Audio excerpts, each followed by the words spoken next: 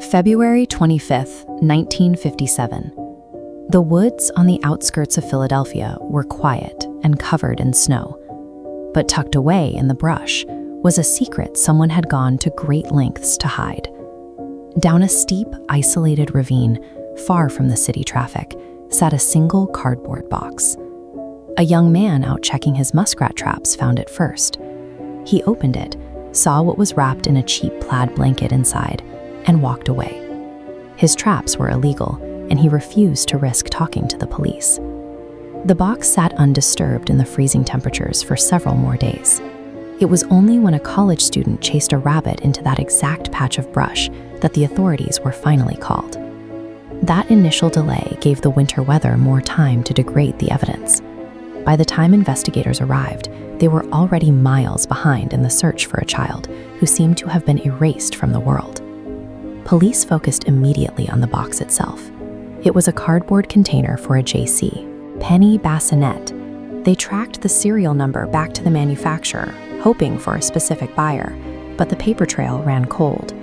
Inside, the victim was naked. The medical examiner estimated he was somewhere between 3 and 7 years old. He was severely malnourished. His hair had been hacked off in crude, uneven chunks, likely after he died, with clumps still clinging to his skin. He carried several distinct old surgical marks, including a prominent L-shaped scar right beneath his chin. The autopsy confirmed the cause of death was blunt force trauma. Yet despite the violence that killed him, whoever put him in the woods had carefully and deliberately arranged his body inside the box. All of this physical evidence pointed to a calculated effort to strip away the boy's identity, and it worked. Even after the discovery made local headlines, not a single parent or neighbor in the city reported a child missing. The Philadelphia Police Department threw absolutely everything they had at the case. They took the boy's fingerprints and matched them against every available 1957 record, finding 0 matches. They had an artist soften the morgue photograph so it wouldn't look like a corpse. Then they printed 400,000 flyers bearing his face. The Philadelphia Inquirer helped distribute them by sliding a copy into every single gas bill mailed out that month. Nearly the entire metropolitan area was asked to look at this child and provide a name. No one ever did. The failure of that massive dragnet revealed something chilling. This child had lived his short life entirely isolated from any normal community ties. As months turned into years, most of the city moved on, but an investigator from the medical examiner's office named Remington Bristow couldn't let it go. He pursued the boy's identity obsessively until his own death in 1993. In 1960, Bristow acted on a tip from a psychic, tracking a lead to a foster home about 1.5 miles from the ravine. He believed the boy might have lived and died there, but the evidence never firmly added up. Decades later, in 2002, a woman known only as Martha claimed her mother had purchased the boy in the 1950s before beating him to death. Police looked into it, but her history of mental illness and strict denials from former neighbors led them to dismiss the account.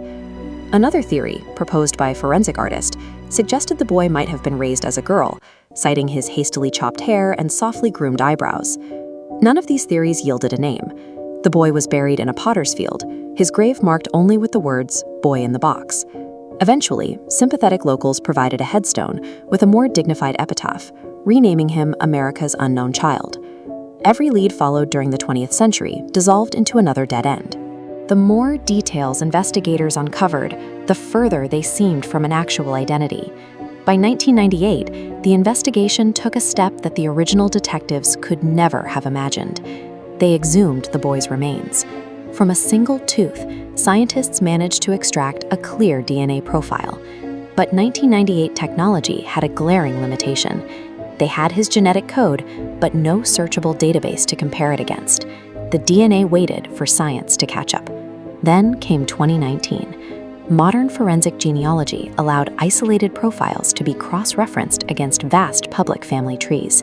These exact techniques were already identifying victims in cold cases across the country, some of them even older than this one. For the first time in 65 years, investigators had the tools to reverse this child's physical and societal erasure. What they found next would end the longest-running mystery in Philadelphia police history. To break the 65-year deadlock, Philadelphia police brought in forensic genealogist Colleen Fitzpatrick and her team. Their objective was to bypass the failed technology of 1998 and build a viable, complete family tree using only the boy's DNA. The initial breakthrough came from someone entirely unaware of the case, a second cousin once removed who had uploaded their own genetic profile to a public database. Investigators used that profile as an anchor, tracing backward through distant paternal relatives. They soon located a distinct paternal connection. By cross-referencing these two separate ancestral lines, the team followed the branches forward until they intersected at one specific child. An everyday database upload from a distant relative effectively dismantled 6 decades of dead-end police work. On November 30th, 2022, the Philadelphia Police Department announced they had finally solved the city's longest-running mystery.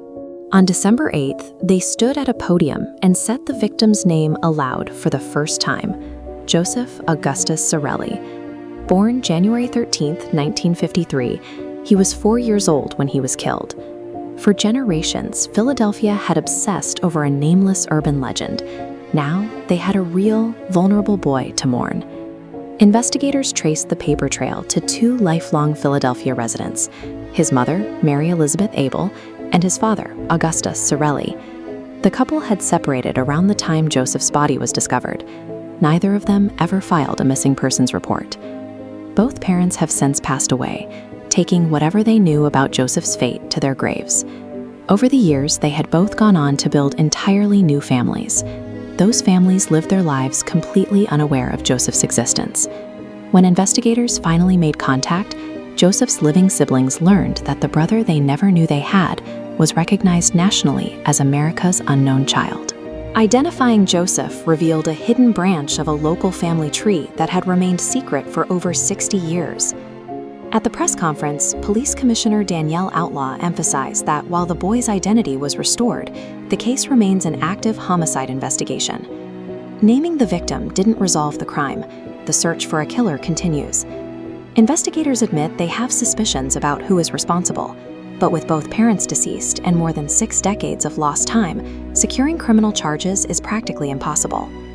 As the city kept moving and generations passed through these streets, the investigation into Joseph's death remained frozen in 1957. Modern science successfully delivered absolute identity, but the immense passage of time has likely erased the chance for legal accountability. In 2024, Joseph's unmarked grave finally received a proper headstone, engraved with his true name. Members of his newly discovered paternal family attended the memorial, standing beside the grave of a boy they had never known. The resolution of this case stands as definitive proof that forensic genetic genealogy can succeed where every other traditional investigative method fails. Driven by this success, the Vidocq Society has launched a new nationwide initiative. They are applying this exact genealogical blueprint to identify other unnamed murdered children across the United States. For 65 years, the city knew him by a photograph on a flyer. Today, he is Joseph. Joseph's case serves as the blueprint for restoring names to unnamed child victims across the country. Subscribe to see which case we investigate next.